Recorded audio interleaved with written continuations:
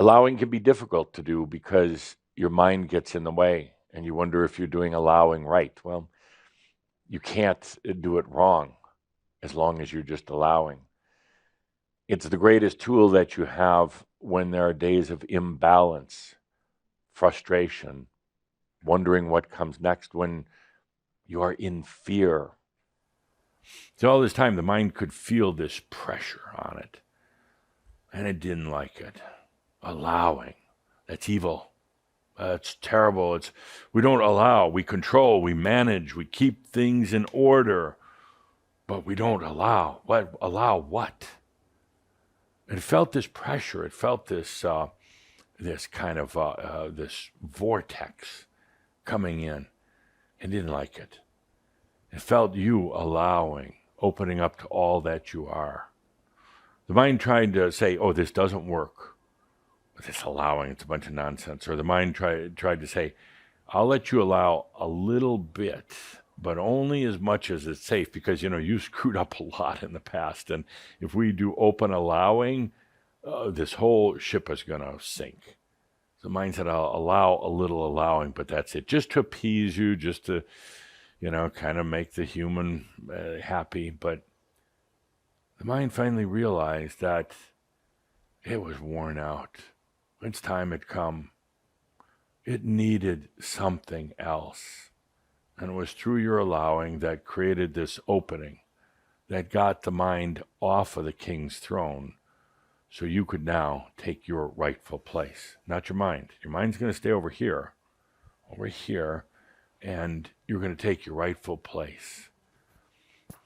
And it was fun for me, Adamus, to watch all this, to observe what was happening with you, and to observe the shifts that were taking place, to observe when the mind came back and screaming and roaring, "Oh, this is all a trick. Somebody's trying to play a trick, or we're being hypnotized." And no, it was the mind trying to make its last stand. But it finally said, "You're right, this is limited." And even for me, the mind, the greatest of all things, human, is no fun anymore. We're just repeating and repeating. We're pretending it's a brighter shade of red, but it's still red, isn't it?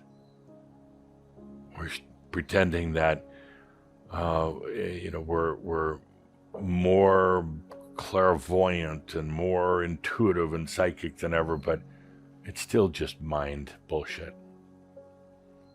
And that's when the mind said, "I'll move over. Not sure what I'm doing here, but I'm going to move over." And there were these overtones the whole time of your allowing that were causing this to happen.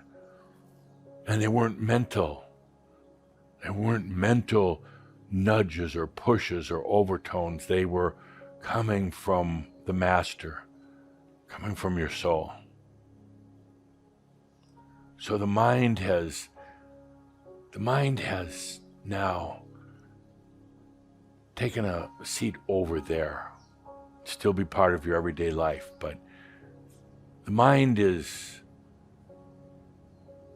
taking a back seat. By the way, if you wonder if you're doing allowing right, what you're going to wonder now, did I get this right? It's not a practice. It's not a method. Just allowing. It's just allowing. That's all. If you're wondering if you're doing it right, just shut up and allow. Just allow. You have let go of red meat. You've let go of wine. You've let go of some of the other religious groups that you used to be involved in. But indeed, you have not truly let go at the deepest levels. And without letting go, without releasing, without letting go of that old identity, it is very difficult to do this thing that I call allowing. Allowing is where you release. You release the things that are even nearest and dearest to you, in order that you allow the natural cycles of your enlightenment to come to you. They are natural. There really is no work that you have to do. You've led yourself to believe that it has to be difficult and you have to struggle, but indeed it's not. Allowing is the deep, innate trust in yourself, the trust in your own enlightenment, your own ascension, your own I am.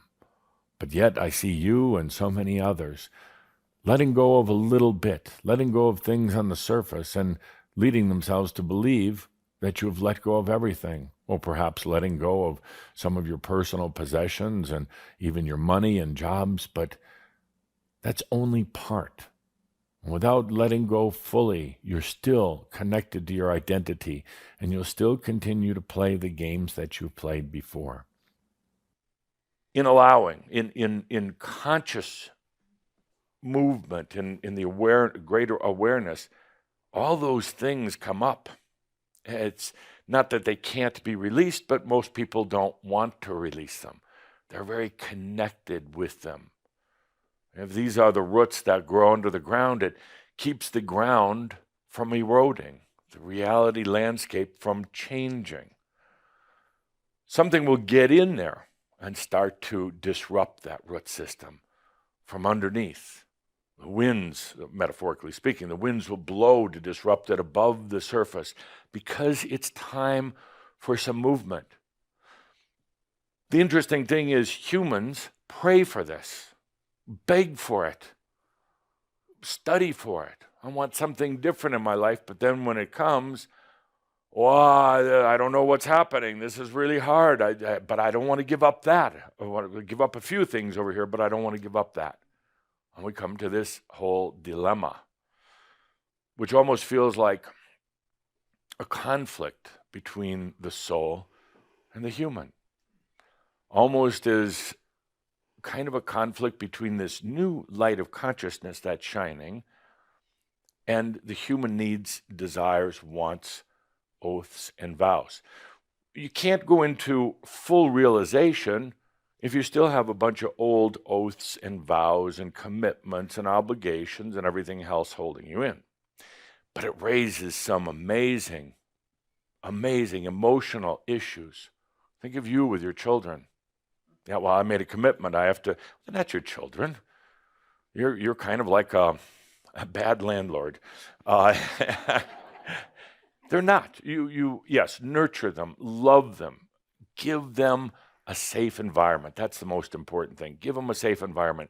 Listen to them up to a point. And realize they're not yours. You don't own them. You're not obligated to them. So, my friends, you're going to experience, in allowing, you're going to experience the opportunity for releasing.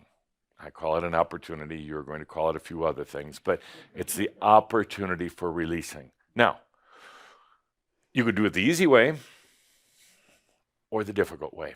It's up to you. Of course, you're sitting here right now, I'll go do the easy way. Nah, you're going to pick the difficult way on some of it. You're going to think that there are outer forces causing changes in your life. It's not. It's the way you're shining your light. It's the new positioning of your consciousness, shining a light on that old reality landscape. Just let go. Just let go. It'll bring up issues.